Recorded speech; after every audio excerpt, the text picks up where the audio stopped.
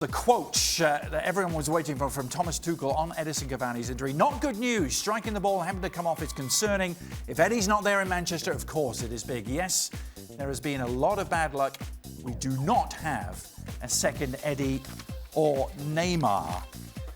So, heading into the first leg at Old Trafford, what might PSG's potential starting 11 look like? This is one suggestion, according to our Jonathan Johnson. Matteo? Yeah, I mean, other than Marquinhos playing in the center of midfield, he hasn't really had to shift around too much. Draxler used to be a winger. He's played more as a central midfielder with Paris Saint-Germain, as has Di Maria, who has played on the left for PSG. And with Kylian Mbappe, of course, they're never out of the game. And he's absolutely right. They don't have another traditional target man like Edinson Cavani anywhere on their team. But look at the pace they have up front now with Mbappe centrally. That's going to be dangerous. Still a pretty good-looking team, isn't it? Yeah, but not as good as it could have been. So how worried are you if you're PSG? Very worried. Yeah. You look at that midfield, and I don't care what Marquinhos has done or hasn't done.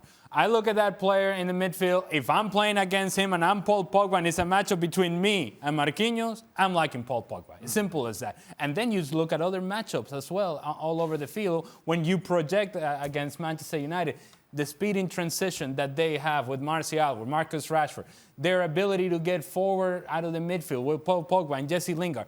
Which one out of those guys out of the midfield tracks back for PSG naturally?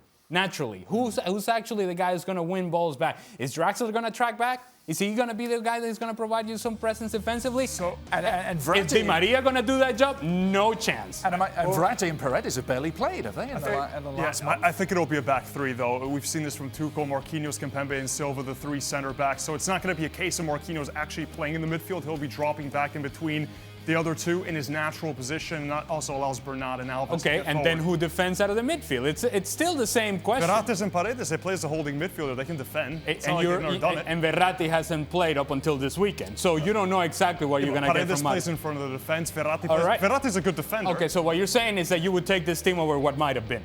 No, of course I'm not saying that. I'm saying that someone, you said who can track back. They have two who can track back and play in front of the defense. I like, when I see that, if I'm Manchester United, I like what I see. I'd rather play. I agree. I like what I see, and I can expose that team. Whereas a month and a half ago, I would have said, man, we're in trouble. Now, if you're Manchester United, you got a chance. I believe Mr. Marcotti would like to weigh in on this debate. Gab? No, just following on from Friday, Dan was talking about, how wide open the Champions League was, and people were talking about, as many as 6 or 7 teams could win it. I suggested, hey, what about maybe Manchester United? And everybody giggled a little bit.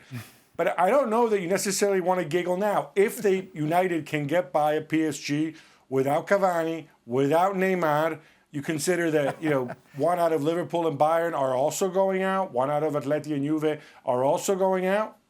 Maybe if it's as wide open as everybody says, maybe it's not that crazy, is it? Hey, Gab. Hold on, Gab. Yeah. Excellent. That'll save you patting yourself on the back.